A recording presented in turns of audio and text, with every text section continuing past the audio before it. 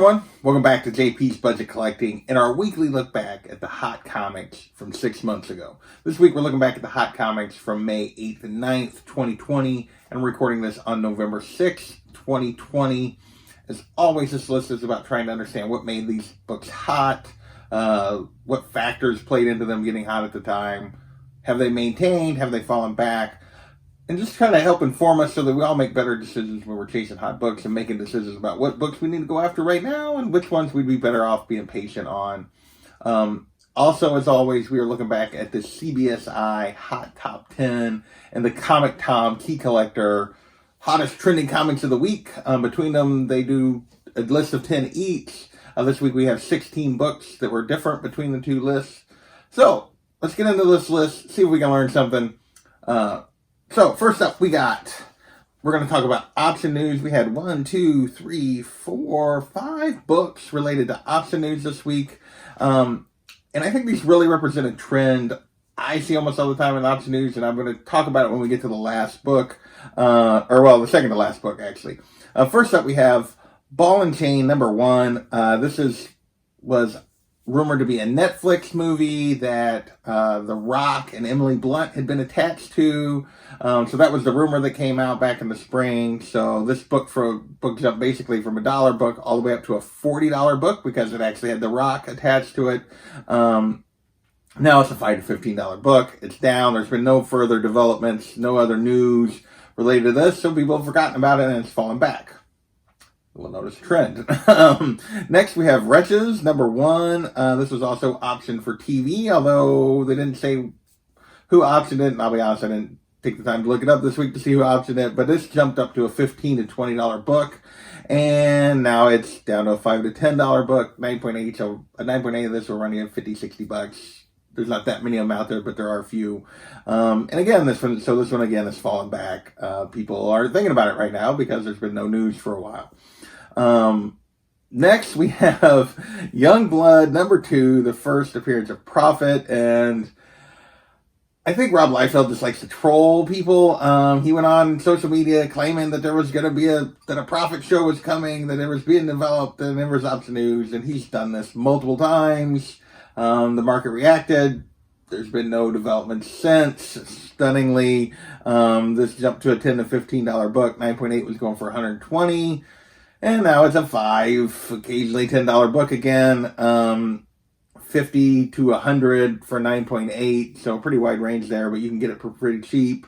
So another option in development that's fallen back. So next we have our fourth option book of the week, and that is Lazarus #1. And this is the one I think is a great example of why being patient with most of these option news books is the way to go.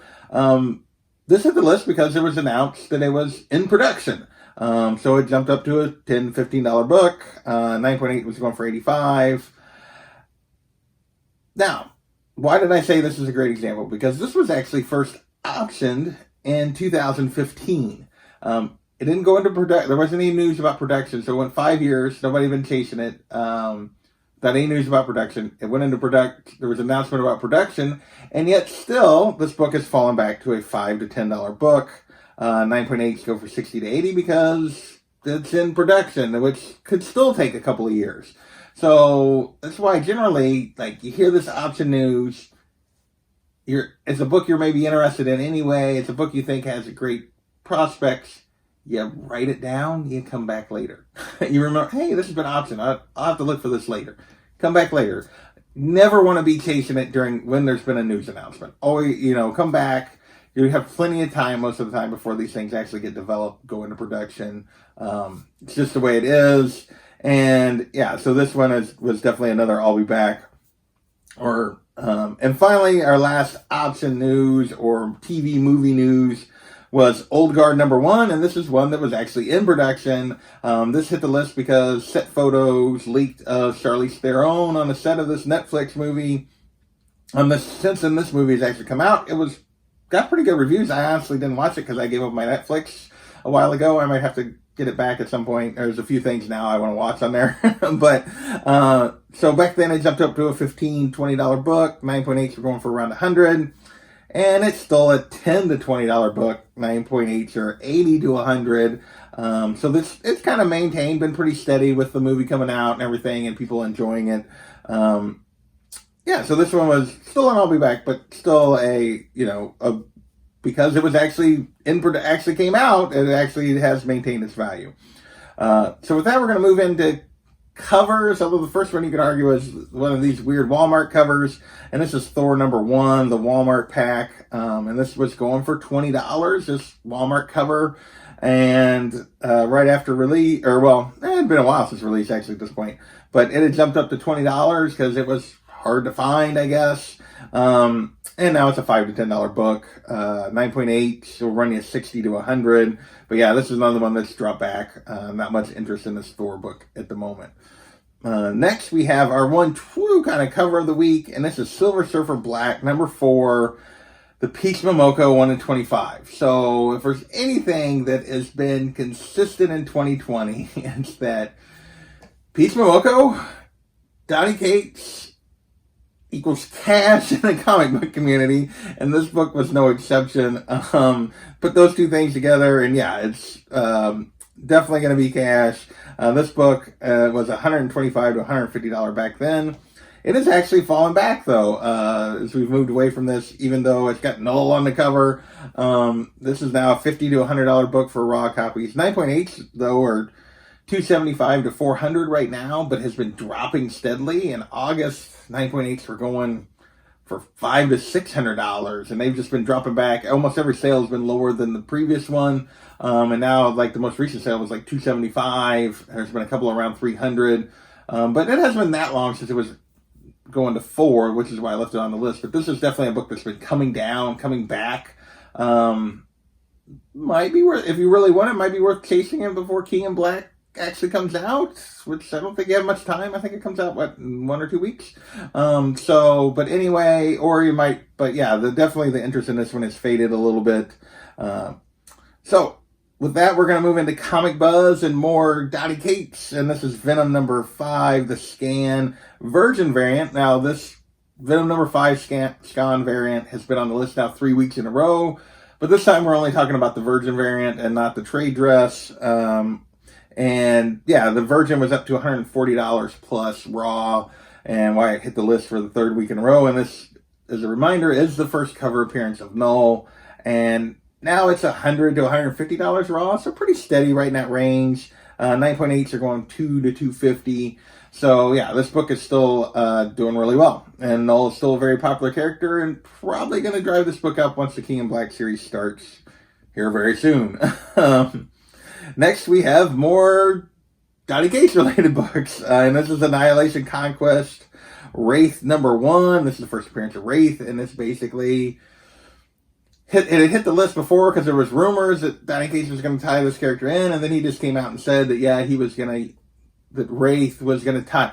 Somebody had asked him on social media, why does Null look a lot like Wraith? And he's like, oh, we're going to talk about that. So, and some of that I think has actually already come out in some of these stories. But yeah, back then this jumped up to a $60 book. 9.8s were going for $400, which is a lot for just a $60 book. And it's been pretty steady. It's still going 50 to 80 raw. 9.8s, 3 to 450. So pretty wide range. But yeah, definitely still going strong. And like everything related to Null, super popular at the moment. With that, we're going to move into MCU spec, and this week is very much just spec. This was not related to any kind of announcements, any kind of official news. Like all of these books that we're going to talk about were just people speculating, and somebody put a rumor out or something, and these books had just kind of taken off again. First up, we have Invincible Iron Man #9, the first full appearance of Riri Williams. And yeah, this is before the summer hype of where all these like Marvel modern first young appearances all took off. But this one had jumped back up to a $200 book for 9.8, which is what caused it to hit the list. And this one's up. It's $40 to $60 raw, but it's a $300 to $400 book and a 9.8 now, so almost double what it was back then. And I think that's actually back down a little bit from where it peaked kind of this summer. But this book is definitely up. A lot of interest in Riri. A lot of people think that she's going to make it into the MCU just because Tony's gone. So next we have Ultimatum #1, and this hits the list for the second week in a row, even though it was basically going for the same price last week. Last week we talked about it was $20 book, and now it's a $20+ book. So they put it on the list again. It might have been on opposite lists. I didn't check, but it did make the list again, one of the two lists again. And this is all has to do with people specking that this might be a storyline that they could use to bring the Fantastic Four and the X-Men into the MCU. Everything, I've never read this one, so I can't judge, but everything I've heard is this is not a very good story, but people are thinking that, but this is now a $1 to $10 book again. These story specs really don't really pay off that much long term if the story wasn't already considered something like that people loved and cared about. So definitely a bit of a trap on that one. Next, we have Mighty Avengers #13, the first appearance of the Secret Warriors team. And again, this is just people specking on a team that they might use in the MCU. I think there was some rumor that maybe they were doing that because of the rumors that Secret Wars is kind of the next thing that's coming because of the Skrulls and that kind of stuff. So this jumped up to a $10 to $15 book, and now it's a $1 to $10 book. But it also led to Mighty Avengers #13, the second print, making the list as well. And again, same reason. This is just a second print that actually shows the Secret Warriors team on the cover. This jumped all the way up to a $25 to $30 book. It's back down to a mostly 5 to 10, but occasionally 15, occasionally 18 kind of range. So 5 to 20 is what I put down, but definitely down. There's only been one 9.8 sale recently. Oh, no, it wasn't a 9.8 sale, sure. But there was one random outlier that went for $45. But most of these have been in that 5 to 20-ish range. With that, we're going to move on to DC movie news. And we have New Gods #9. This is the first appearance of All Widow. And the first appearance, probably more importantly, generally the comic fans of Forager. But this made a list because of All Widow, because the director, and I can't remember her name, that's doing the New Gods movie for DC, commented on social media that she was working on a scene with All Widow in it. And so people jumped on this. But here's the thing. Well, according to Tom and Key Collector, they jumped on it. But then they didn't give any financial information on what the book was going for, what it had jumped up to. There was no information. So I kind of tried to look back as best I could on eBay for raw sales, because that's mostly what's out there. There was only one 9.8 sale to look at, and it was $450, but there just wasn't 9.8s around, so there's almost no 9.8s on the census, which is probably drove some of that price. Raw books right now are going 15 to 20, and have been in that range basically the whole last 3 months. So I'm going to call this steady. I don't know. Like I said, I don't know what it was going for back then. But yeah, so it's pretty steady. This is really more about, to me, this would always be more about Forager than it would be about All Widow, but that's just my opinion. Next, we're going to move into our one Star Wars book of the week, and that is Darth Vader #3, and the first appearance of Dr. Aphra. This made the list again for a second week in a row. 9.8s were over 200. Raw copies were up to 60. And that's basically right where they're at now. 40 to 60 for a raw copy. 9.8 over 92 to 250. This book actually peaked again later in the summer, I think. It got even higher than this, but it's been sitting here pretty steady for the last couple months. Occasionally you can get a decent deal on this one, but yeah, this is book. People are anticipating they're going to use Dr. Aphra at some point. I think that's probably a pretty good bet. She's the only character really that has her own ongoing series. There's the Star Wars book, there's the Darth Vader books. So her and Darth Vader, and then her book. So yeah, there's now the Bounty Hunters book too. But yeah, she's had her own book. She's had a pretty long run once, and then they restarted it. And yeah, and they keep going with her. So she's pretty popular. My guess is at some point she will show up in some kind of Disney Plus show or something. Finally, our last book of the week, I've saved for last because it's just a classic book. It hit the list because the 9.8 went for a new record price by almost $20,000. And this is Amazing Spider-Man #50, the first appearance of Kingpin. Just a major villain in the MCU, plus a classic cover. caused a 9.8 of this book to go for $55,000. There have been no 9.8 sales since. A 9.0 will cost you around $3,000. The 7.5 will cost you around $1,000. Raw copies, 100 to 500, kind of in that low to mid grade. So just a classic book, but I thought we'd end there. So that's this week's list. We had a bunch of option news that followed the typical pattern for option news, which was they fall back when there's no news, because then there's usually that long delay between optioning and something actually happening. We did have another Peach Momoko cover, but this one actually had fallen back, which is kind of rare for these Momoko covers. And then we had a bunch of Donny Cates books and a bunch of kind of random MCU specs. So not a great list this week, but it did have ASM 50 on it, so that kind of redeems it a little bit. I want to thank you guys for watching, and we will catch you next time.